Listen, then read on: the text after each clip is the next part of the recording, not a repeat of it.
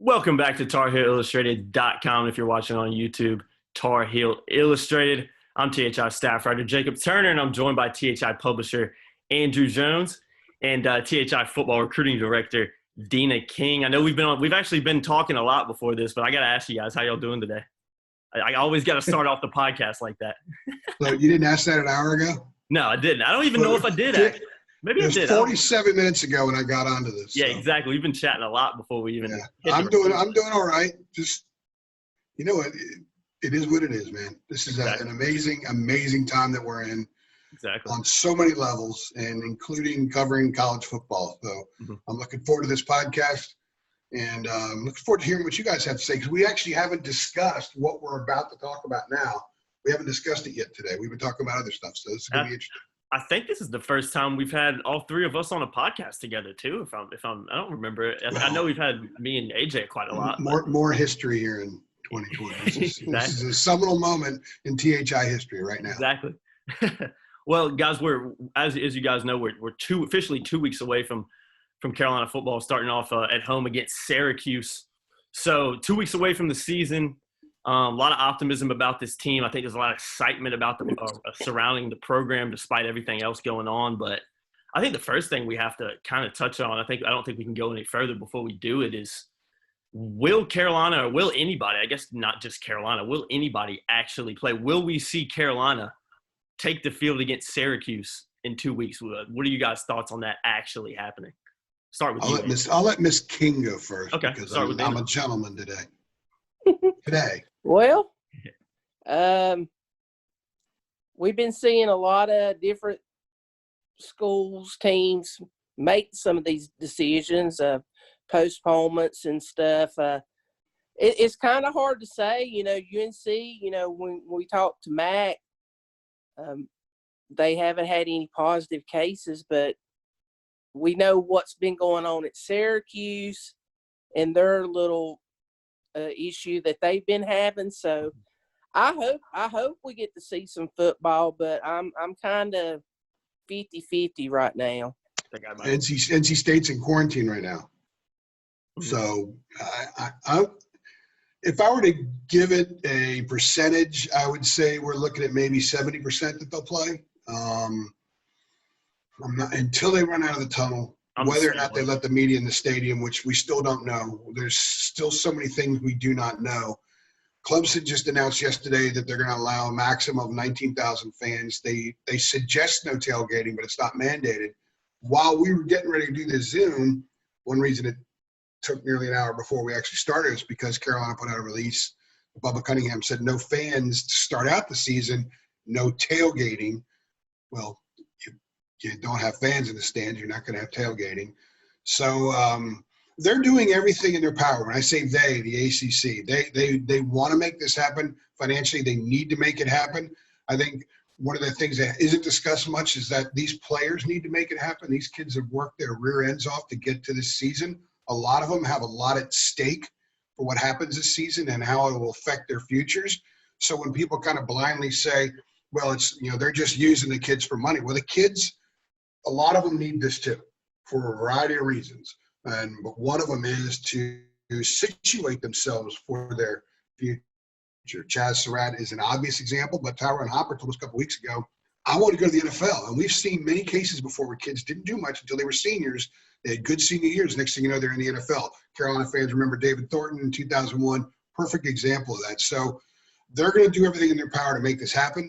John Swofford is not going to not have an ACC season if he has any control over it in his last year as commissioner.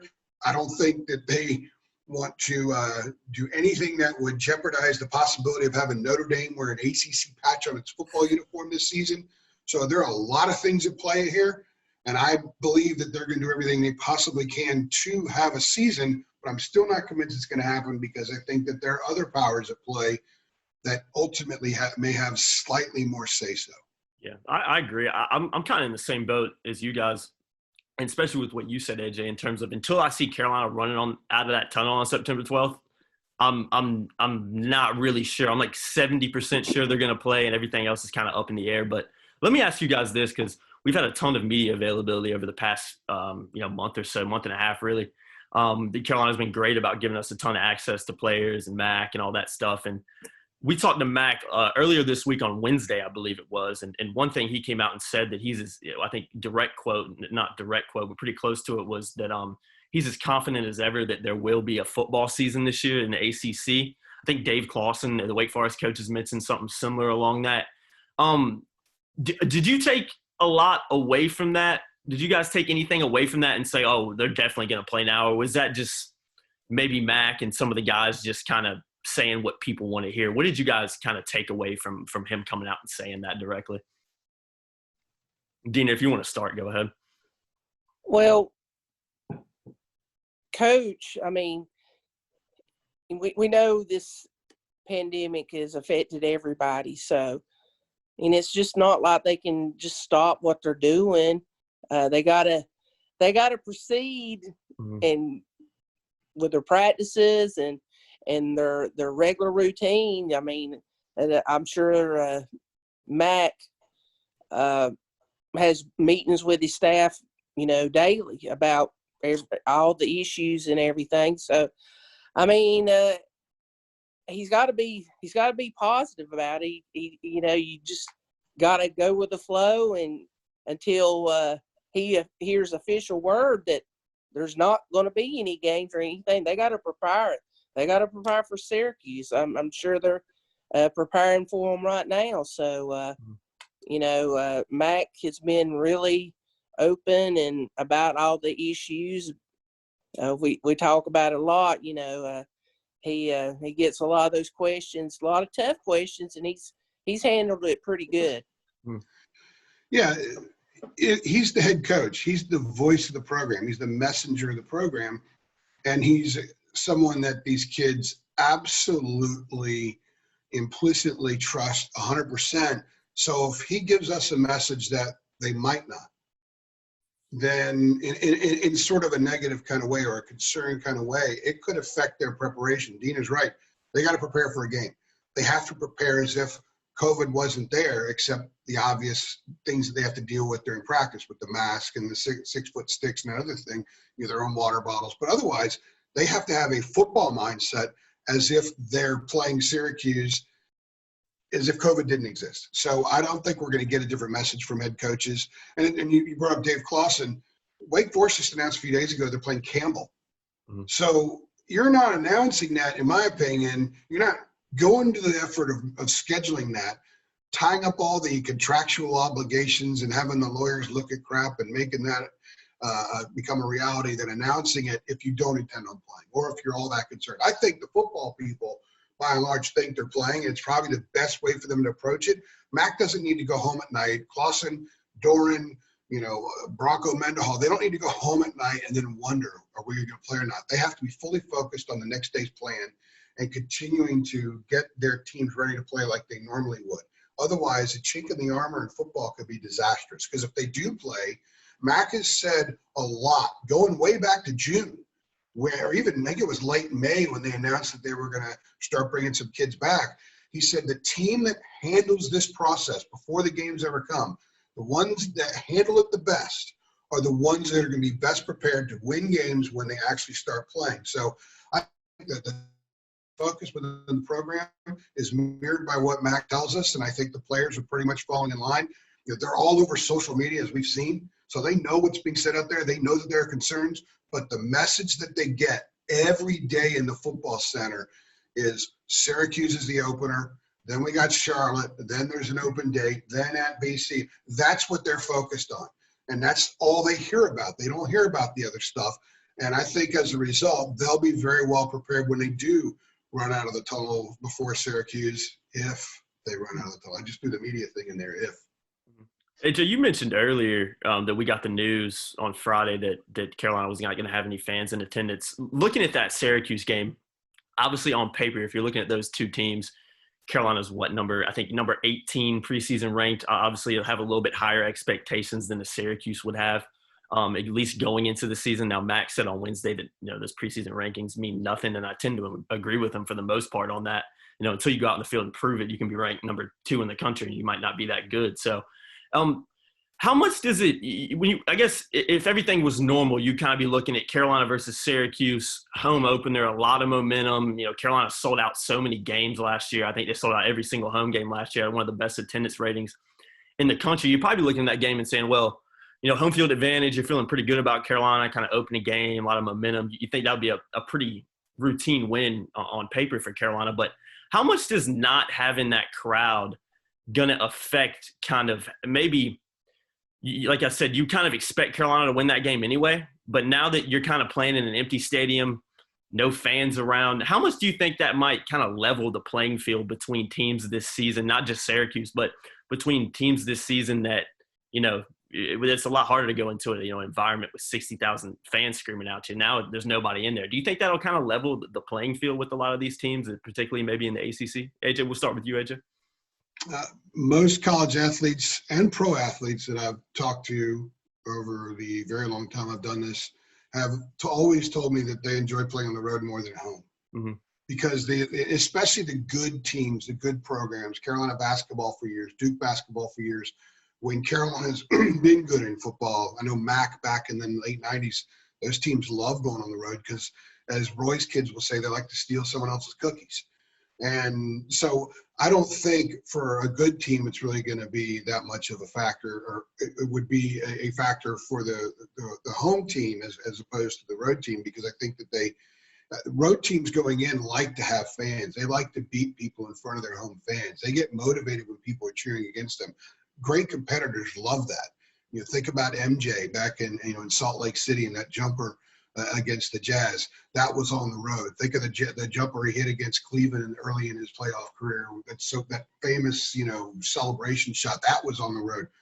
We see it all the time in sports. Great competitors like being on the road. So I think where it might affect some of the younger players, and as far as Carolina goes specifically, if this was a younger team, if this was a year ago, I think it might have more of an effect, because I think that team last year was fueled by the 12th man, the fans. I don't think this year's team would be fueled as much by that, because I don't think they need that as much, because they know who they are a lot more than last year's club did.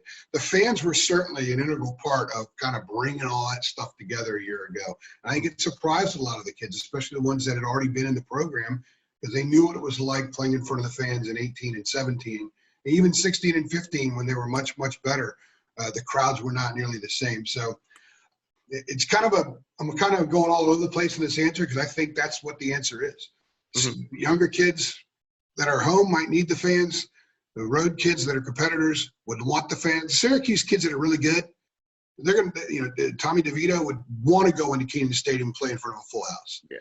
They go in, it's going to be really odd. The adjusting is going to be hard, difficult for some of these kids. In fact, Mac told us the other day, they scrimmage Saturday, 2 weeks before the opener, and they're going to have the music. They're going to have the PA guy announcing stuff, because they're going to do that in the games anyway. They're doing it in baseball. They're even playing the walk-up music for batters in baseball, even though there's nobody in the ballpark. So they have to get used to that. That adjustment, I think, will be a little bit more difficult than not having fan support, either going for you or going against you. Just the oddity of it all. Mm-hmm. So whoever scrimmaged a lot in their stadiums with the weird sounds, the PA guy ricocheting, caroming off the stands, which doesn't happen when the place is full the same way it does when it's empty.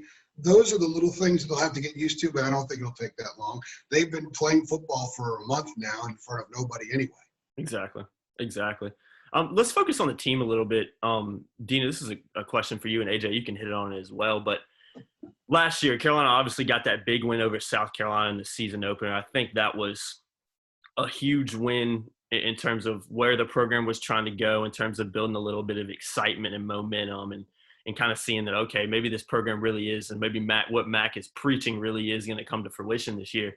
How important, Deana, we'll start with you. How important do you think it is for Carolina to get off? Obviously, it's important for Carolina to get off to beat Syracuse in that season opener, but with all the expectations around this team now, with the preseason rankings, with the hype that some of their players are getting, how important do you think it is, especially this season, for Carolina to get off, with a win against Syracuse? And kind of comparing it to last year, like I mentioned, I think that win against South Carolina was huge.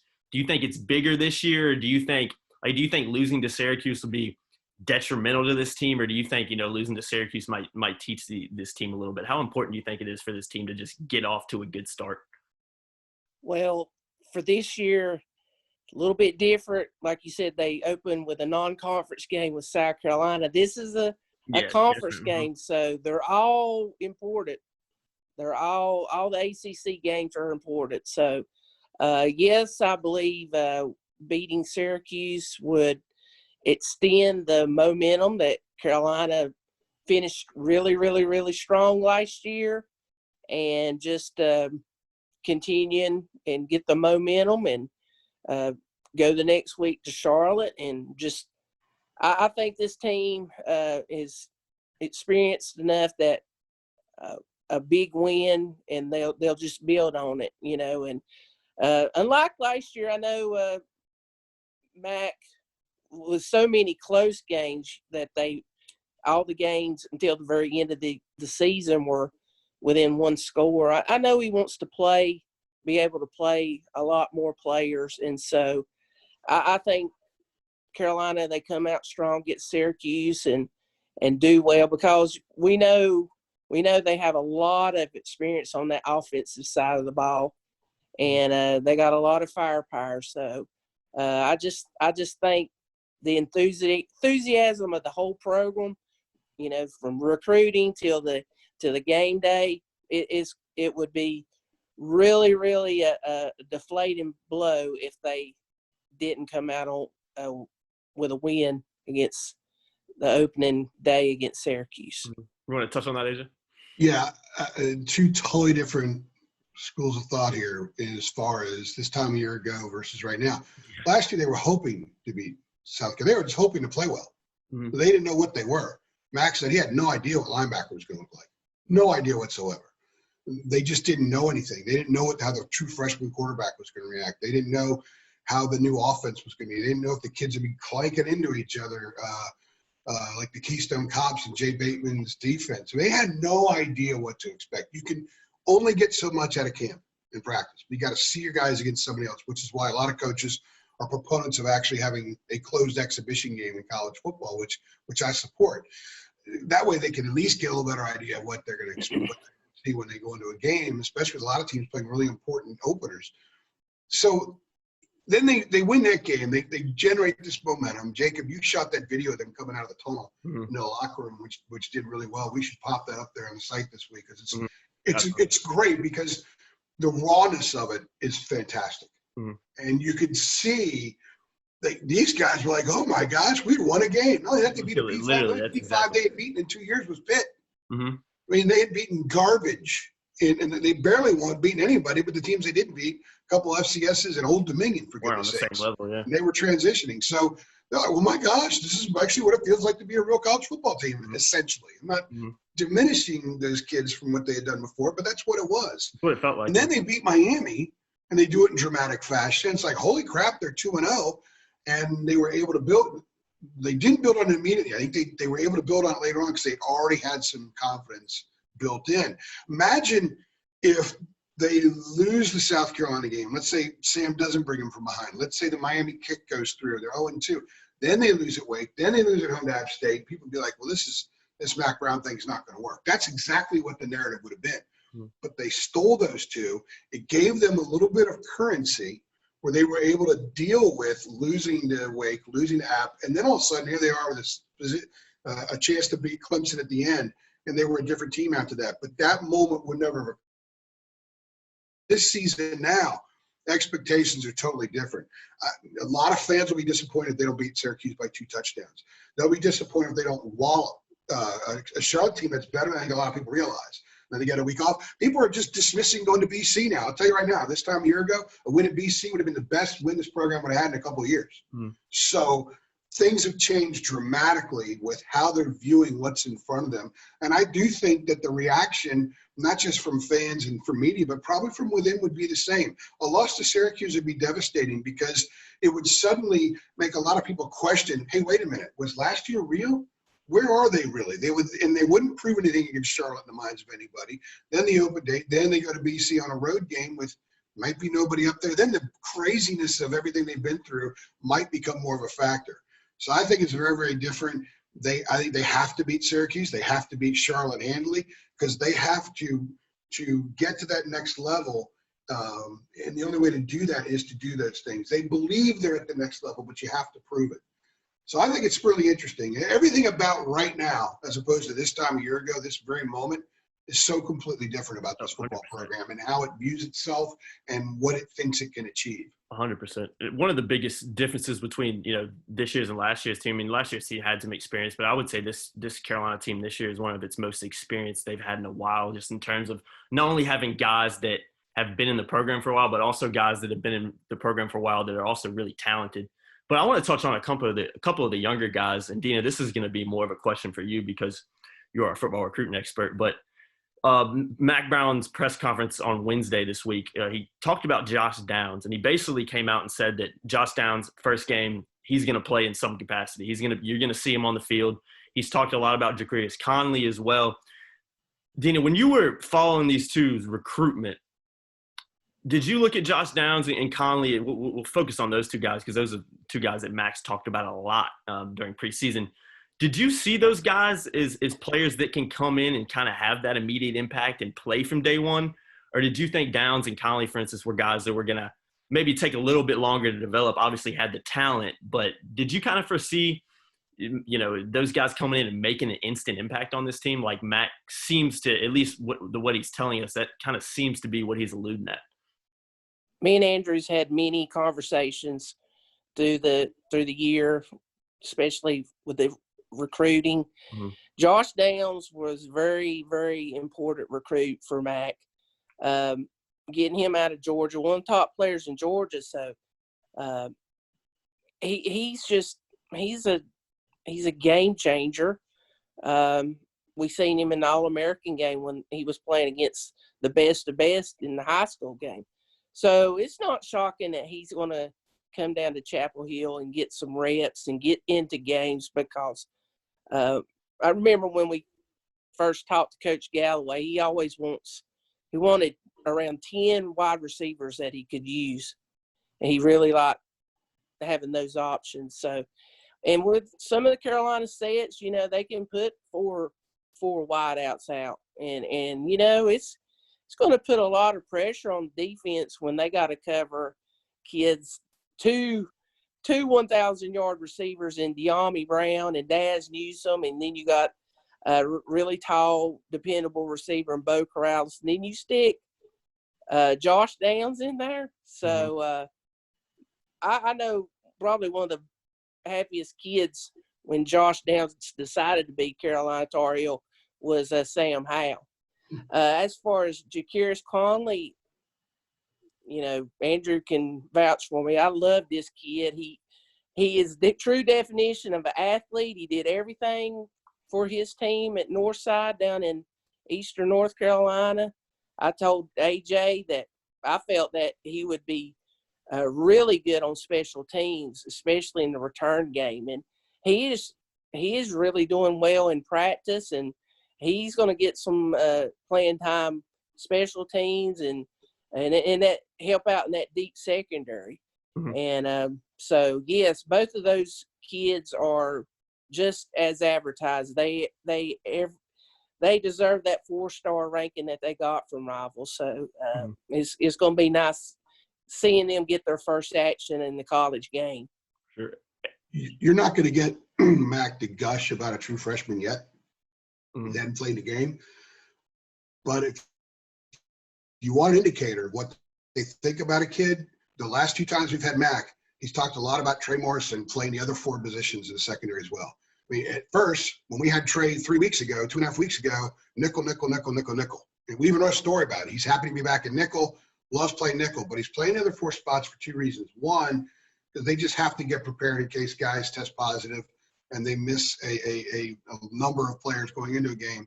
They don't want Morrison to, have to teach him Friday in the hotel how to play, safety or something like that. So he's getting a lot of work just in case, but also because Conley is doing so well that they can trust him on the field with those other really experienced guys that are out there as the nickel.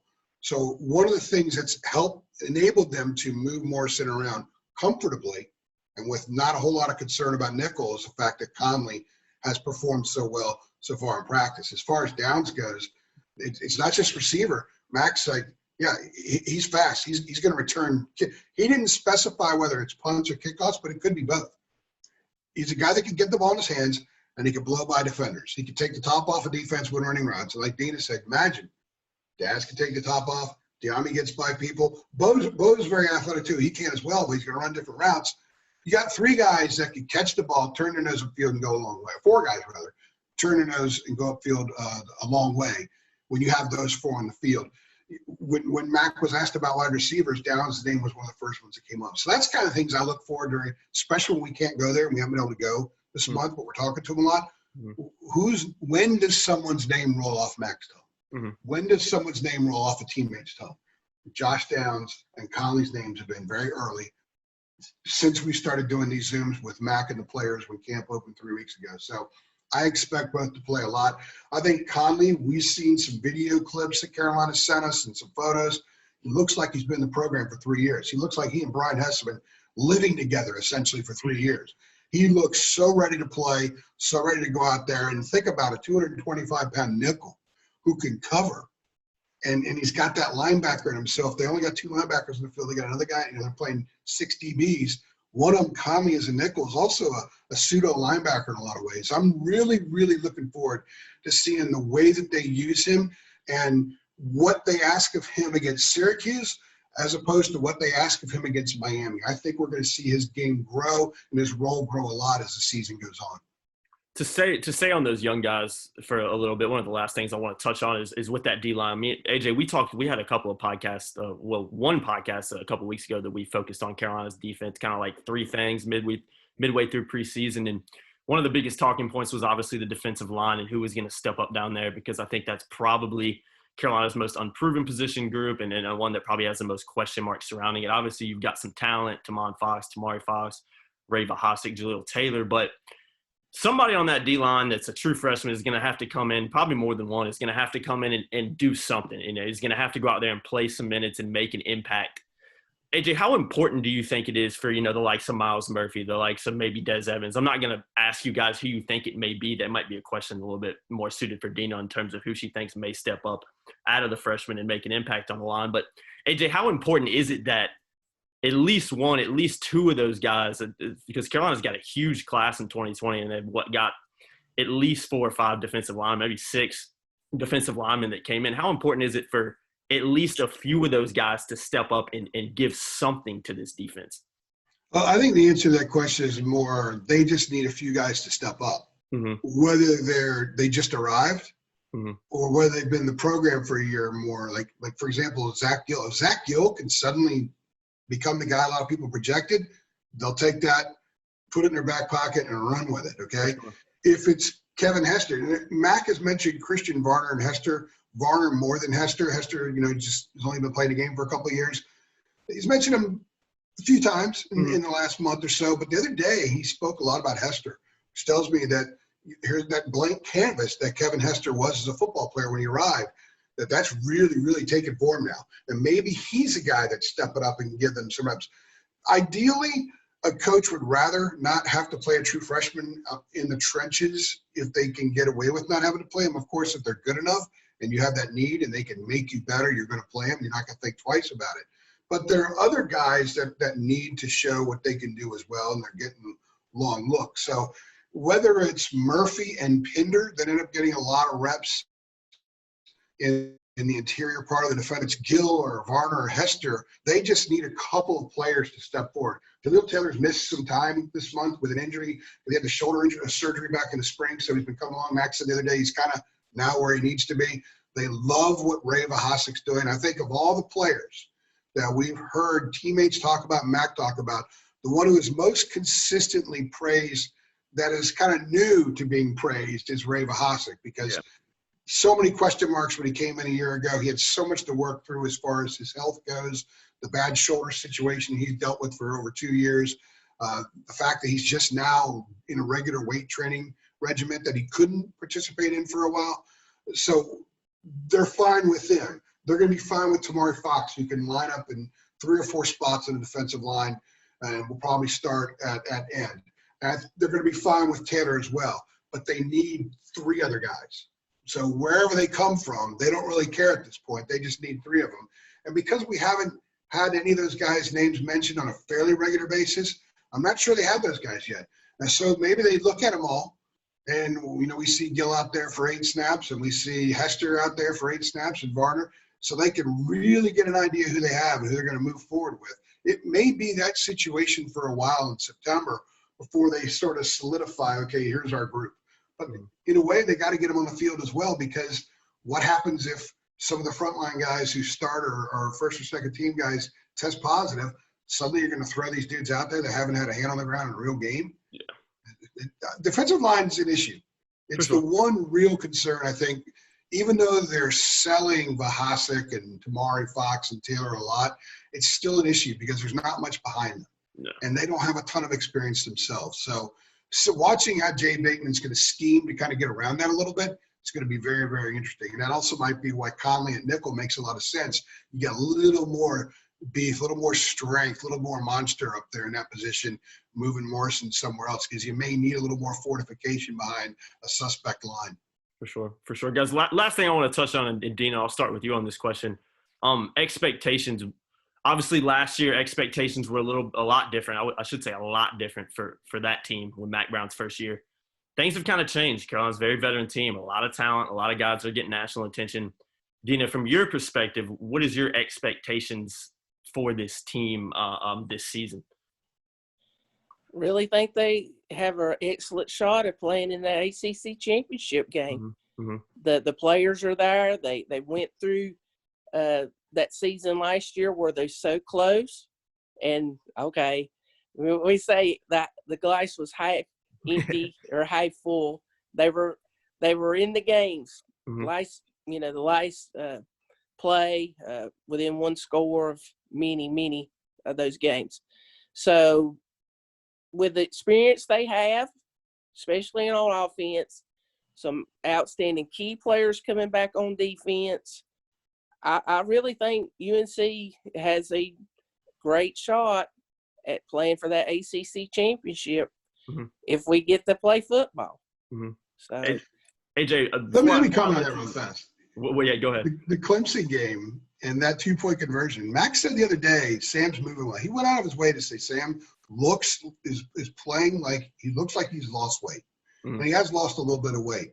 And he said Sam's moving real well. So does the little bit lighter, sleeker Sam Howell convert that play? Because a lot of people criticize Longo for running.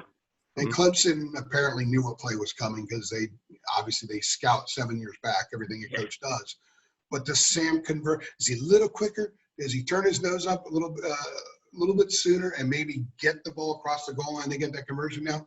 Just sort of a fun thing to speculate on since you brought that up. Mm-hmm. I think the expectations for this program, if you're within the program, obviously you win every game. That's everybody. I mean, Rutgers thinks that right now. Yeah. Indiana thinks that right now. So that goes without saying. However, realistically, you just want to be a lot better than you were a year ago. There's some areas of this program that do need to get a lot better. There's some areas that I think people are ballyhooed and people are saying, well, it's just a great group. Well, they got to be great. Because the only way a program grows is to meet what you think you can be. And Mac has not minced words when he said, we think this is a really good group. We think these guys can be really outstanding. We think this, all the positives that he's laying out as far as expectations need to occur. Because if you play below expectations in any area, then you can kind of quit. The trajectory we saw late last season was considerable, but it was against Mercer, it was against a downtrodden NC State team, and it was against a Temple team that really shouldn't have lined up against UNC in a bowl game. So Syracuse, I think we don't know what they're going to be coming in here in 2 weeks. They've had issues there. They're not very good to begin with. They've got defensive changes and stuff, and they've had one good year in the Dino Babers era, and that was kind of flukish, and that team had to go to overtime to beat UNC at home. Oh, no. I remember that game. And there were some terrible coaching decisions in that game, especially after the Renee interception and the plays they ran. And that was mind-boggling. I remember that game, yeah. Yeah, and asked Larry about it afterwards, and he wasn't answering that question. Par for the course, right? Yeah, exactly. So I think the expectation just needs to be get a lot better. The schedule is very manageable, especially up to Thanksgiving. Then you got Notre Dame at home and at Miami. And if they get better every week and they play at least kind of around expectation level, they should have no problem winning games and then getting to the point in the season where, okay, are we ready now to win on this stage? Because maybe after Thanksgiving, fans are allowed in the stadium. Maybe Notre Dame comes to town the day after Thanksgiving and Keenan has maybe 30, maybe 40, who knows, maybe 60,000. It's after the election, right? A lot of people are joking that after the election, this is all going to go away. Well, if that's the case, that's 3 weeks after the election. So maybe Keenan will be full, national TV, Notre Dame in town, Carolina playing one of the most important home games ever, certainly the most important since FSU in 97, Max last year. So I say just get better. Get better, win games, and they should be able to beat the teams on their schedule until they get to Notre Dame. Those last two are going to be very, very difficult regardless. But I think that's the way I'm looking at this team. That's the way I'm going to cover them. It's their stated mission. That's what we all believe they can do. So I'm going to cover them on that scale. AJ, for last question I'm going to leave you with is before we end this is, do you think this is, you've covered Carolina obviously for a while now, but do you think this, in terms of expectations, do you think this team has the highest level of expectations as any Carolina team since maybe Butch Davis? Because I know the 2015 Carolina team was good, really good, especially, you know, for 3/4 of the season. They ended on a really bad note, but they maybe didn't have, at least to my memory, didn't really have that level of expectation. 2016 was a little bit different as well. I mean, they had some really good guys returning, but I don't know if the expectation was quite that high. Do you think this is the highest for a Carolina team the expectations have been in quite a while? 15, there was hope going into the season, and then the way they imploded in the red zone against South Carolina and lost. Yes. I mean, they spent the whole season digging out of that. I mean, a couple weeks later, they had a Big Ten team, Illinois, in Kenan Stadium. There were 41,000 people in the stadium. Yeah, exactly. Which means there were 19,000 empty seats. And there may have been more. They just reporting them. Kirshner looked out and said 41,000, and that was the attendance. So, and people used to complain about who was coming into town. We got a Big Ten team here, and nobody showed up. So I think it spent all year for that. It took all year for them to dig out of that. And then they get to the two games, and people are thinking, my goodness, look at where we are. And the defense gives up 1,400 yards or something to Clemson and Baylor. The 2016, there was a lot of optimism. I went down to Atlanta. And Bruce Young and I walked around the Georgia Dome for hours before the game, shooting videos, and he was talking to people. And a lot of Georgia fans were concerned and they generally, it takes a lot for an SEC fan to be concerned about an ACC team not named Florida State, Virginia Tech, or Clemson, generally speaking. And they were concerned. A lot of Carolina fans were hyped. You know, there was a lot of excitement about Mitch. Mitch was already, people were saying, hey, this guy could be an NFL prospect. We didn't know he was going to be the number 2 pick yet, although the staff had a real strong, solid idea he was going to leave before the season even started. So there was a lot of hype about that team. But no, I mean, I'd say 2010 had all the junk not happened that summer and those kids have been suspended. That would have been the most hype since Mac's 97 team. There wasn't a whole lot to hype there after Mac left, to be honest with you. No. You know, Ronald Curry's true freshman year after Mac left, when Carl Torbush's first year, Oscar Davenport gets hurt early in the game against Miami, and Curry runs out there, and everyone's excited because he was the National High School Player of the Year in football and basketball the year before. But that team lost that game, and the program was honestly has been a mess more than it hasn't been since Mac left until now. So I think now you've got a guy at the helm who's already done it there before, so people are excited, they believe. I'm not sure people ever really truly believed in Fedora. A lot of good football minds who were Carolina fans I talked to a lot thought that he was too gimmicky, and gimmicks don't last. It's like eating cotton candy. It may be great going down, but that's about it. And you wish you didn't have it. And I'm not being critical of Larry personally or in any kind of way, because I thought Larry did a lot of really good things for this program and should be commended for that. But I'm just telling you what a lot of other people were saying. So the fans never really bought in. That's one of the reasons there were only 41,000 people at Illinois game. Last year, they're sold out. I mean, the Mercer game had a bad crowd because it was pouring. So I think everything's different now. I think the expectations are very real. The excitement is much more than I can recall since I've had my sleeves rolled up covering this program in a long time. 2010 would have been maybe the different, a comparable build up to what this is without the junk. I mean, once For sure, yeah. the NCAA stuff started, then everything just fell apart there. Exactly. And I honestly think that's also part of the malaise among the crowd, the fans, while Larry was there. I think it took Matt coming back to kind of give a reboot to everything. I said that Gary Williams winning the national championship at Maryland in 2002 was what finally cut the cord to Len Bias, which was 1986. Took 16 years. Yeah. Well, Carolina, the NCAA stuff, it took Matt coming in. It took them winning that first game last year. People say, wow, we actually can be like a real college football program again. That's what a lot of people told me. Not my word, just what a lot of people told me. So I think it's legitimate now, and I think it's more so than we've seen in a long time. And I think it's cool because, you know, I don't root for anybody to win, but I like good stories, and I don't want to cover the same old thing all the time. It got tough in 17 and 18, coming up with ways to cover stuff. You came in 18, and you and I talked about it when I was showing you the ropes and just talking about how you cover stuff. That you still have to grind and get your boots in the ground and cover the program, but it was more challenging then. And I will always say that those situations make you a better journalist because it really challenges you to unearth interesting things. It's a little easier now, especially building up to this season because the expectations are so high. For sure. That was a very long answer to your easy question. No, but it was a good one, though. For me personally, you know, walking out of the facility up in Annapolis, I couldn't wait till I got to cover another UNC game. So for me, the excitement for the upcoming season, I've been waiting ever since we left Annapolis, AJ. It was a great time to cover the Tar Heels and that big bowl victory over Temple, and I hated to see the season end. So I'm anxious for the season to start. So. Well, I think I had a basketball game to cover the next day, so I was okay with it ending. The overlap is a bear, but you know, I like camp. I like going over there. We talked about this a couple of weeks ago, and one of the things I really miss about the way things are right now is just the vibe of going over there. This may sound weird to some people, but going into fall camp and being around the facility, there's just a certain sound, there's a certain smell, there's a certain feel that I really like. I think I told you a couple weeks ago, Jacob, and I'm going to use this again, so I must like this analogy. It's like if somebody has to have a cup of coffee in the morning, get their day going.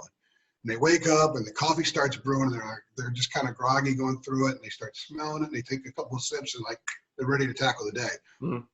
For me, the signal that the season, the 8 months of working 13 hours a day, 7 days a week, is the smell and sound of fall camp. You didn't really get that this year.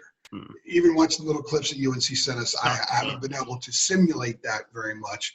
So it's a little awkward for me. So I don't always look forward to saying I just can't wait to get in the stadium for the games to start, because I really like camp and the process of just, you know, digging to the center of the earth about the team that I'm covering. But I am looking forward to games, especially if they let us in the stadium, because I need that normalcy personally. Absolutely, guys. Well, I've enjoyed coming on here and talking with you. Obviously, like I said, 2 weeks away, officially 2 weweeks away from Carolina's season opener against Syracuse. Fingers crossed, I think, for everybody watching and for us that we'll actually be able to see them play, we'll actually see Carolina take the field against Syracuse, and we'll see how things unfold when they do. But I've been Jacob Turner.